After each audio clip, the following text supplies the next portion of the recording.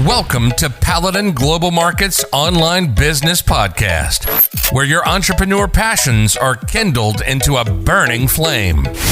Learn from Michelle Hougland, a successful online entrepreneur of over 16 years with multiple streams of income. In this podcast, she discusses the tips and tricks that will help you avoid the pitfalls on your journey to success.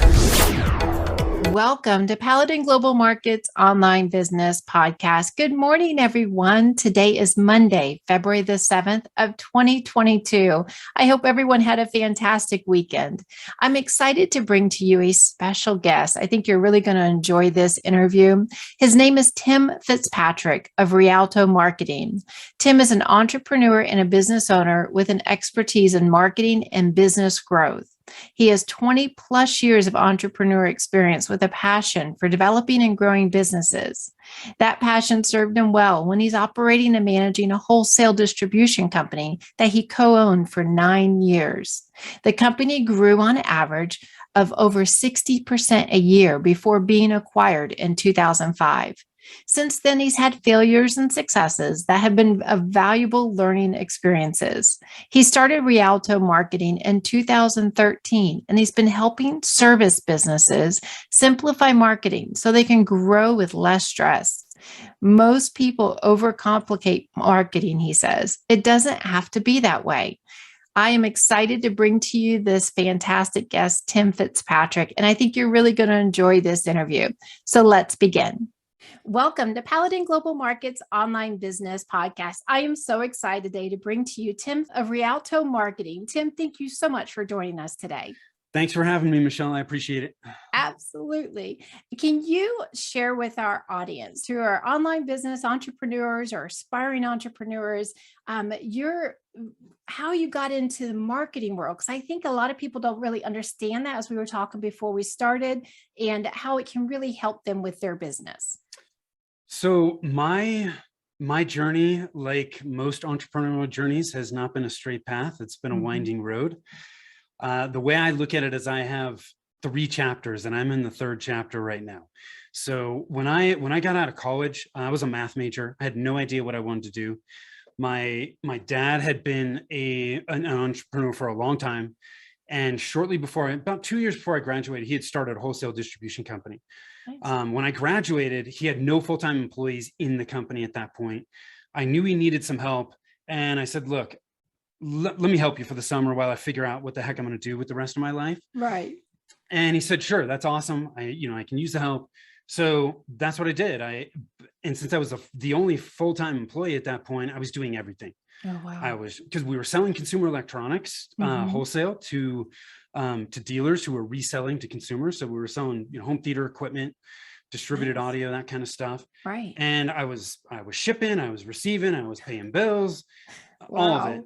And at the end of the 3 months, I was like, I don't want to do anything else. I'm like hooked. This is so cool. I love this. Nice. And that's all she wrote. I ended up working with my dad for 12 years. I became a partner in the company. We had multiple partners in the business, but we grew about 60% a year for 9 years. Wow. And then we sold the company. After we sold it, I stayed on with the company for another 3 years. And that's when I stayed on after my contract was up, and I moved to the Denver area. I was based out of Northern California in the beginning. And shortly after that, this was 2008, 2009 timeframe. We all know what happened there. Yeah. I ended up getting laid off. So I got laid off from the company that bought us. Wow. And ouch. I said, well, what am I going to do? What's my next chapter going to be? Right. And I had always been interested in real estate. So I got involved in residential real estate, which most people would go, Jesus, Tim, what are you doing? It's 2010 and you're in the real estate market. But I've always thought that there was opportunity in any market. And so I started door knocking houses that were in foreclosure, and I started to do short sale business. And I did not like it. I was doing it for about 3 years. Yeah. I put myself outside of my comfort zone every day, but I got to a point where I was waking up and I'm like, I I'm dreading going to work. That's not good. No, it's a horrible place to be. Yeah. And especially, it's a horrible place to be, especially if you own your own business. Yeah, like, you can't escape it. Exactly. Like, why do you want to be in business if you're not loving it every day? Yeah. So I was like, look, I got to shift gears. I got to do something different. And that's when I started thinking about, what did I love about distribution? I felt like I never worked when I did that. Where are my skill sets? And that's when I got involved in marketing. It's dynamic. It's changing all the time.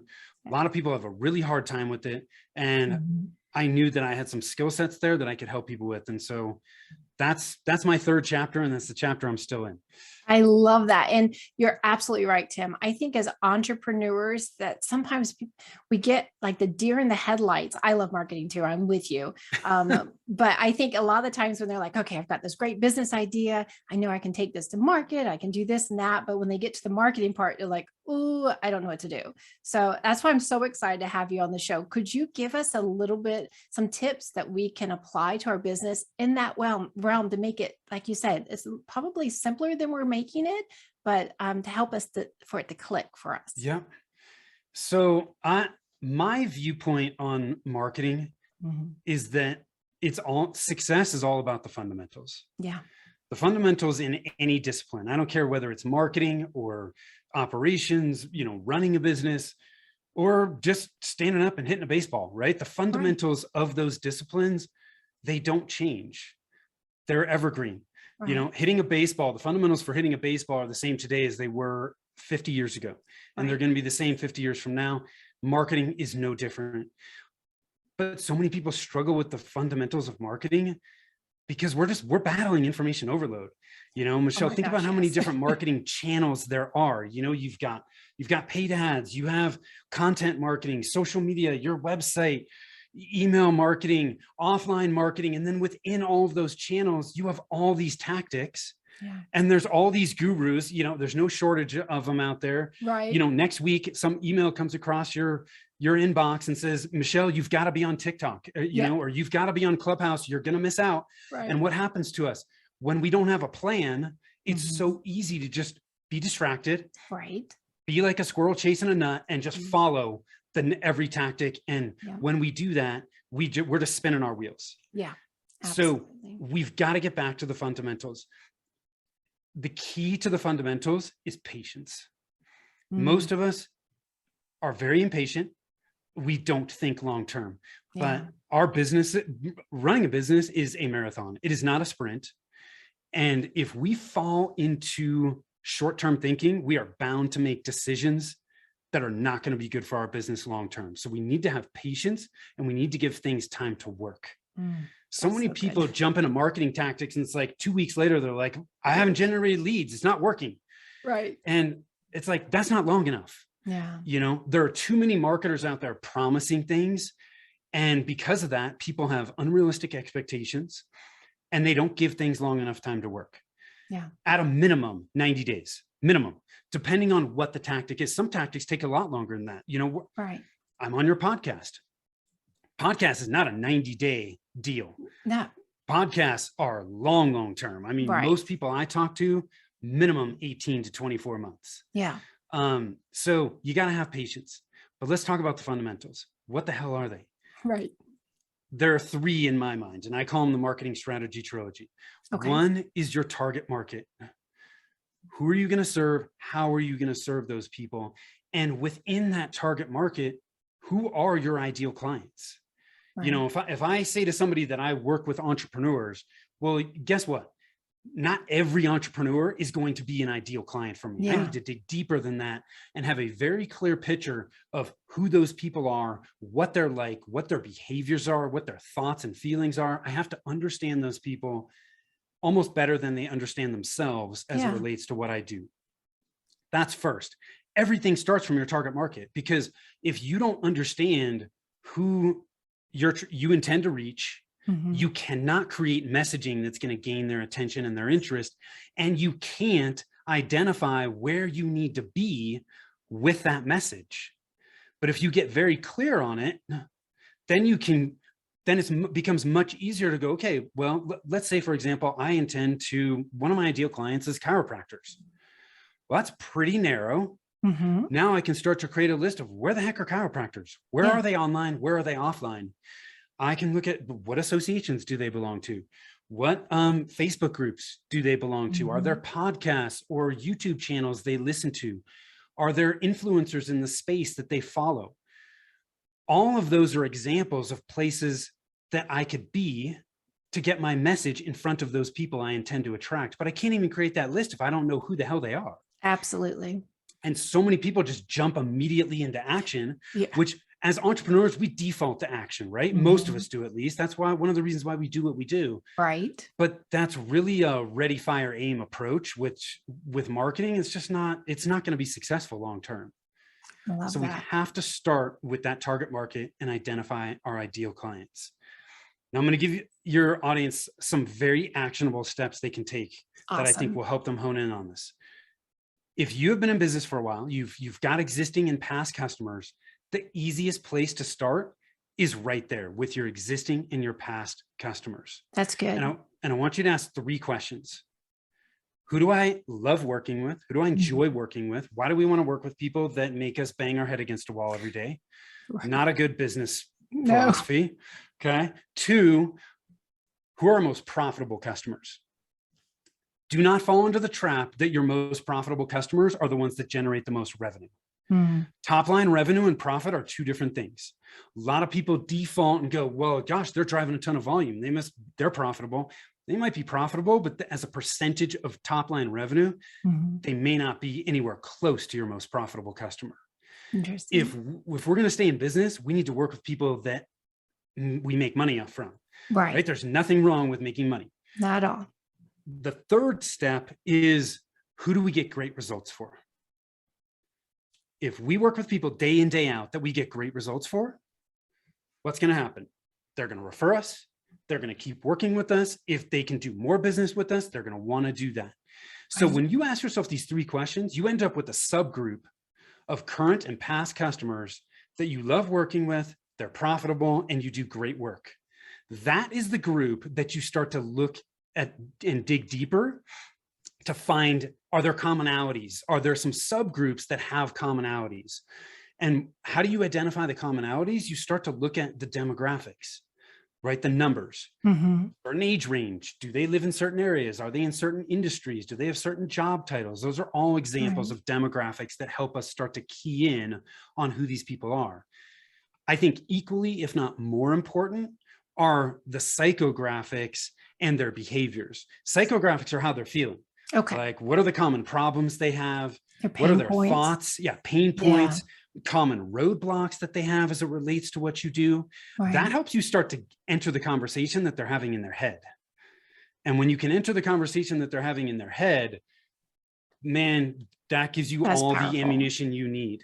Right. Their behaviors, like, how do they buy? Right? How do they make buying decisions? You need to understand that kind of stuff.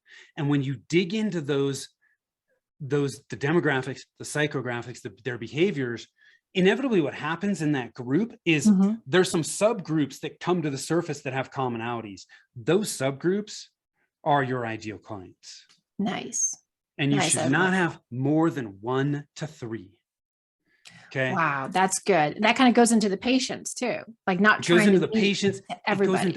It goes into focus, because look, you cannot target broadly without having tons of money. Large companies can target broadly. Small businesses cannot target broadly. It will not work. You do not have enough money to do it. You have to focus. And when I say 1 to 3, I'm not saying, Michelle, those are the only people you're going to do business with. All I'm saying is those are the only people that you are going to direct your messaging to and you are going to market towards. I like that. You're still going to get referrals for other people, and then you can make the choice. Are they going to be a good fit for me? But you got to direct your marketing. And when you have those 1 to 3 ideal client profiles, and you understand who you intend to work with, when you start to talk to somebody, now you have a baseline and a reference point that you can compare them to and go, do they fit or do they not? And if they don't fit, odds are a lot of times we probably shouldn't be doing business with them. We should probably refer them somewhere else. Right. But without having that already written down, you have nothing to compare it to. Yeah. That's so good. It's a guideline because you're right. I think Yes. as entrepreneurs, we're so used to fixing problems, and we are action takers. So we're like, oh, let's just get out there and just do this and we'll figure it out as we go. But Yeah. marketing, we can't do it that way, is what you're saying. We need to be more patient. We need to focus in, and even if we're like, well, I don't know my ideal target, like you said, just kind of start with what you have and then keep it simpler and then just continue to refine that. How often do you recommend us as entrepreneurs to continue to tweak that? Would you say that's like a weekly, a monthly? What would you say about that? No, I don't think it changes that fast. And I Okay. think you're touching on a really great point here. Thank you. None of this stuff is set in stone. I mean, our businesses Right. are evolving, Right. but we have to make choices at some point so that we can test this and get some experience. Mhm. And as we start to get more experience, if things change, that's okay. Right. We just need to make a decision for now. I like that. So really important. I think every 6 to 12 months-ish, somewhere in Okay. that time frame, you want to be going through these fundamentals just to make sure, hey, are things still in alignment? Are things shifting with our business and we need to make some updates? But it's certainly not, it's not the kind of thing that's changing weekly or monthly. Honestly, I think most businesses can probably get away with 12 months, but just, keep an eye on things and see Mhm. what's happening, and then you can make adjustments. And once you do this, it's not like you have to go back to the drawing board. You're just making tweaks and fine Right. tuning it. Yeah. And So you're as you're saying that, Tim, you're also making me think that I think too, because it's so accessible now to, like you said, go on TikTok, Instagram Reels, YouTube Shorts, be on Pinterest, be on, Facebook, being all over the place where we can run ourselves ragged. But if we focus in on who our ideal client is and who we want to work with, then the next puzzle piece, so to say, of where our ideal client is will give us the clues that we need to know what direction to go into instead of being everyone to everybody on every absolutely. platform. Yeah. I can't remember who said it originally, but when you try to speak to everyone, you speak to no one. Oh, I like that. We've got to Right. hone in and focus. That's the first key. And that's Right. why everything starts from your target market, because the next step is, what am I going to say to these people? How do I Yeah. communicate my value? Yeah. What's my marketing message going to be? And until we understand who our ideal clients are, we can't possibly create messaging that's going to gain their attention and their interest. Makes sense. Because with our messaging, what we need to start focusing on is the hook. What's going to bring them in? And Right. people are, we can't talk about ourselves because nobody cares about us. No. They care about the problem or the need that they have, Mhm. and they're looking for a solution for that. So, we need to talk about the problem they have and don't want, Mhm. and or the result they're looking for, but they don't have. I like that. And so those are the things we need to focus on with our messaging. And with messaging, we use a storytelling framework. I did Okay. not come up with this. If you're familiar with StoryBrand from Mhm. Donald Miller, it's been around for a while. And frankly, storytelling, this framework, the hero's journey, has been around for eons. Mhm. StoryBrand just did a really good job of positioning it, and tons of people have used this. It Right. works. What we're doing is we're inviting your customer into a story where they're the hero and you are the guide. I like that. Okay. Because our customers aren't looking for another hero. If you think about heroes and stories, they got problems. They have no idea what to do. They're stuck. They're like, oh my God. Luke Skywalker's like, oh my God, I want to be a Jedi, but I have no freaking clue what the hell to do. Yeah. Depending on, I don't know, depending on which Star Wars movie it is, it's Obi-Wan Kenobi, or it's, it's Yoda. Yeah. Either one, they are the guide. They're Jedis. They know exactly what Luke needs to do, right? They have the Force at this point. And, they're like, Luke, you got to trust it. And here's the action that you're going to take. Mhm. That's why we want to position ourselves as guides. Guides Nice. know exactly what the hero needs to do because they were in the hero's shoes. Right. And they guide them along that path of, hey, we're going to take these steps to get to this result that you want. I like that. And when you use storytelling, it helps you, one, not talk about yourself. Mhm. It also helps you be clear with your communication, because clarity in your marketing message is critical. Yeah. We are bombarded with information. Oh my gosh. It is crazy how much information we are bombarded with. Right. And if we do not understand it quickly, are we taking the time to figure it out? No, we are not. We are totally impatient. we're moving on to the next search result. We're going on to the next, YouTube channel or whatever it is. Your message has to be crystal clear. So if your audience takes nothing away from what we're talking about with messaging, just remember that you're better off being clear than clever. When we're clever, we make people think, we confuse people. And guess what? Confused people do not buy. Do anything. No, nothing. Yeah. So super, super important, but you can't create your message until you understand your ideal clients. This is so good, Tim. Oh my gosh. I know our audience is absolutely going to love this. And now through your journey, because you've learned a lot through your time in business and your journey. Like you said, you're in your phase 3. I always love to ask people, because I think it's relatable to our audience as well. What is some of the biggest struggles you had trying to figure this out, and how did you overcome that? Gosh, that's a great question. I think as entrepreneurs, man, we have problems. We have issues all the time, right? We run into roadblocks all the time. Yes. And with marketing specifically, for me, it was, I didn't know what I didn't know, And so man, I mean, I had been a partner in a business that grew extremely rapidly. My confidence level when I got out of that was incredibly high. I bet. I then got into real estate, and man, that just freaking took me down. I enjoyed aspects of it. I learned so much doing it. And as I pushed what it really tested me was putting myself outside of my comfort zone. And as I pushed myself outside of my comfort zone, it just continued to expand. Right. But I went from here down to here with that. And then I shifted into marketing, and I had a lot of experience, but man, we're constantly learning. And when we don't have that visibility oftentimes to what we don't know, and it's what we don't know that pops up and creates challenges for us a lot of the times. And so for me, it was like, I felt like I needed to start from scratch, reinvent the wheel. And man, most of us do not have to do that.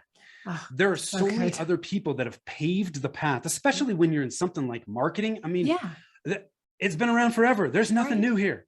Okay.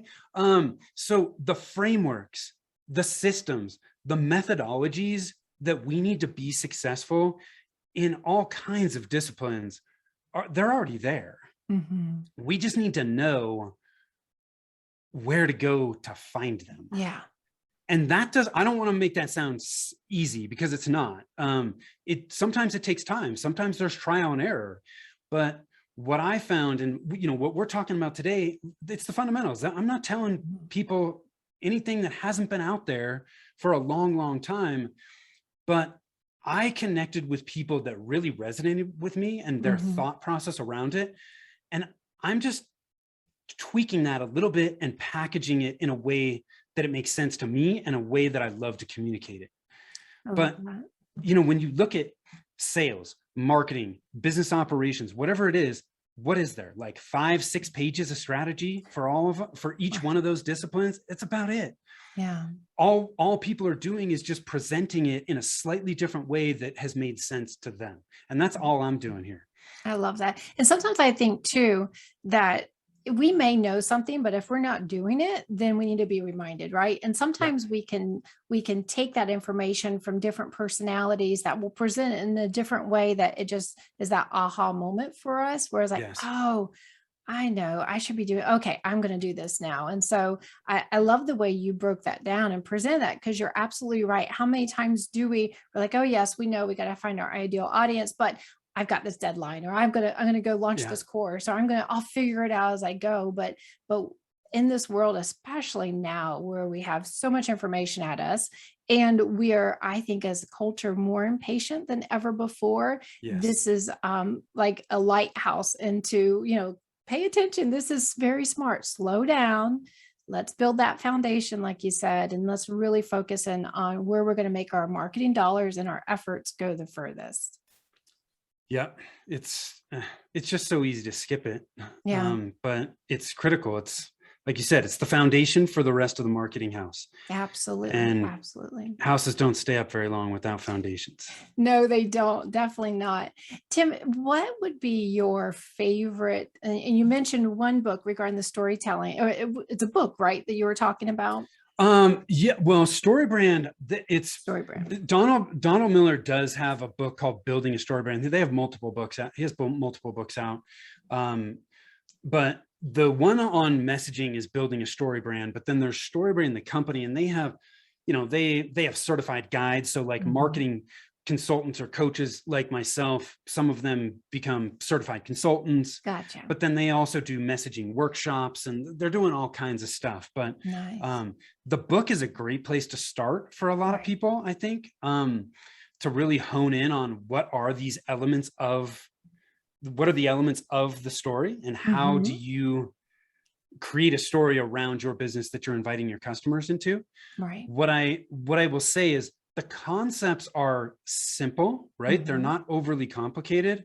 But sometimes people do run into just sticking points. It's hard for us to think objectively about our businesses because we can't see the forest through the trees. And so oftentimes people may be able to get us to a certain place with their messaging, but it can be really helpful to get outside eyes on that. I completely agree. I've done that several times throughout my journey as well. Because people come at it at a different angle, and they're like, well, what about this? This should be, you're like, oh my gosh, sometimes, like you said, we don't know what we don't know. And if we're so in the thick of it and that our business is our baby, sometimes we just can't see as clearly. So you're right. We definitely do need to get outside input at times as well. I want to go back to, if people are trying to figure out their ideal client, do you have any resources or any way you can direct them on how to really try to hone that in?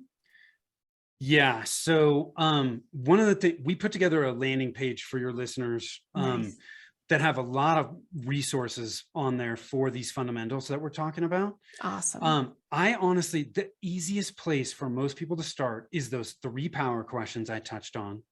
The second thing you can do that will be absolutely eye-opening is interview past clients. Ooh, I like that. What do you ask them? Right. On that landing page, there's a document called the Customer Insight Survey. There's about 14 questions on there. Ask those questions and dig a little bit deeper, right? Like, if you ask somebody like, why did you do business with us? And they're like, well, because, you have great customer service. Well, everybody has great customer service. That doesn't mean anything. Dig deeper on that. Well, can you give me an example? Or, well, what does that mean to you? What does great customer service mean to you? You want to dig below the surface, because the surface level answers are not going to really get to the root of how you want to communicate. But when you ask your customers these questions, you will gain so much insight, because as I touched on, we have a hard time thinking objectively. And you just touched on this too, Michelle, where you're like, somebody says something, you're like, my God, why? Like, that's so obvious. Like, how can I not see that? Right. That's what's going to happen. And you will gain so much information. And from that information, you can then start to look at, okay, well, this is how we need to communicate. This is the value that we really provide. Sometimes people go, well, gosh, like, what if I'm just starting out, and I don't have a lot of customers? Well, guess what? You have competitors that are doing the same thing. They have online reviews. Online reviews are a treasure trove of information. That's so wise. Yep.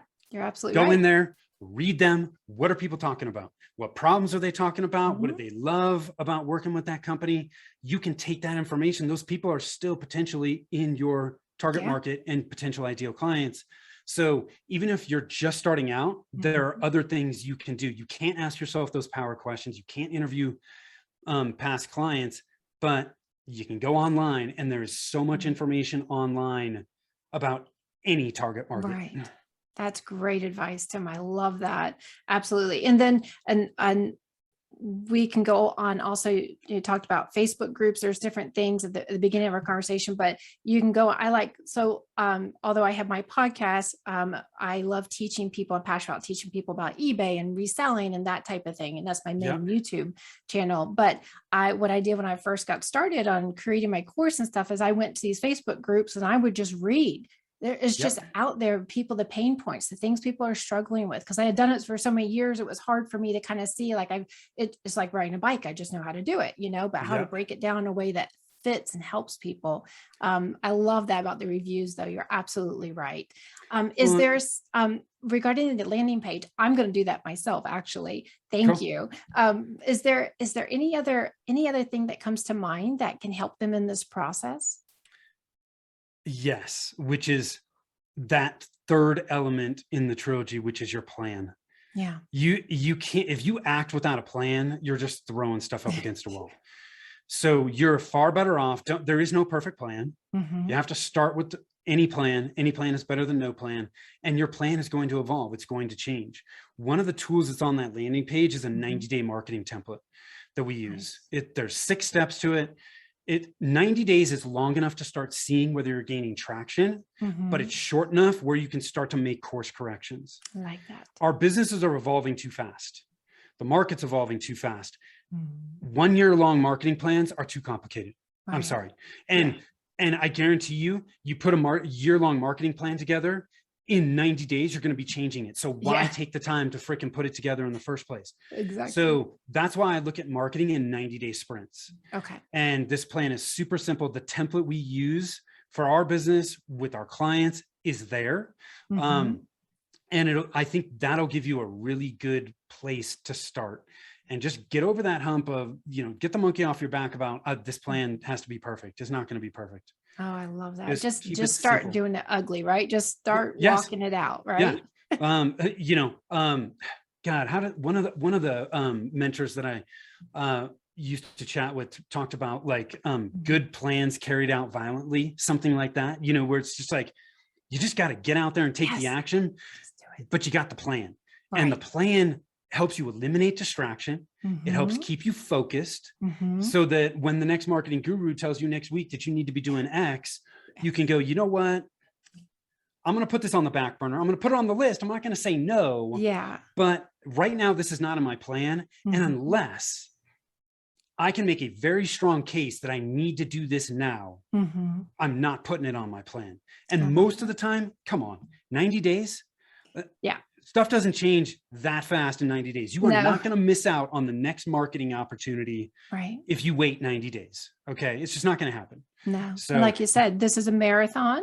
It's not a sprint. Let's be patient. Let's not get, I think good businesses are built over long-term, day in and day out diligence. It's not every now and again, you'll have those little, oh my gosh, I have to jump on this bandwagon or something like that. But usually it's just that wash, rinse, repeat, doing the right thing every single day. And like you said, sticking to the plan to get you to the goal that you want. I love that. If our audience wanted to, they're like, okay, Tim, this is great. I'm definitely going to jump on that landing page. And for our audience, I'm going to have that link in our show notes as well. Please definitely do that. But if they said, you know what, this is wonderful, but I want a little more help, how can they get in touch with you if they want to work with you? So the best place is our website, which is rialtomarketing.com. That landing page is rialtomarketing.com/Paladin-global. That's it. On either one of those pages, there is a get a free consultation button. All they got to do is click on that. There's a form that'll help us get the information we need to kind of hit the ground running on that call. But on that call, I'll give you some clarity on what those next right steps should be for you. The next right steps are different for everybody because we're at different baselines. We have different goals. And we have different marketing budgets and resources. All of those things play into what you should focus on next. And so I'll gather the information I need and I'll give you some clarity on what those steps are for you. I love that, Tim. I really appreciate your time. Thank you so much for coming to the table today and then just sharing with our audience the basics of foundation, getting simple and really having patience as we continue to hone in on our ideal audience and who we want to work with, right? Because just because we're working with people, that doesn't mean they might be the one giving us the most stress. So maybe we need to change our demographic a bit. But I just really appreciate your time. Is there any last words of advice you'd like to leave our audience with today? Oh gosh, just be patient. Have patience. That's going to benefit you in your marketing. It's going to benefit you in anything you do in your business. Have the patience. Think long term. It's hard to do. It's easier said than done. But if you keep it top of mind, you can.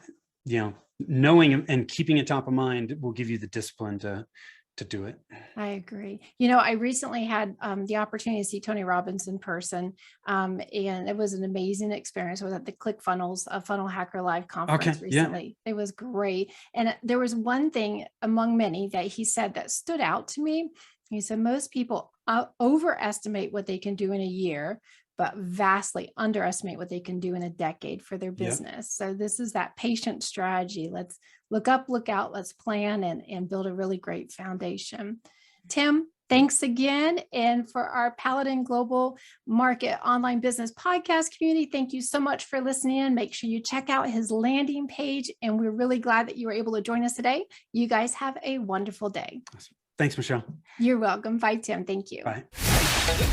Thanks for tuning in to the Paladin Global Markets Online Business Podcast, where you learn to make the most of every opportunity.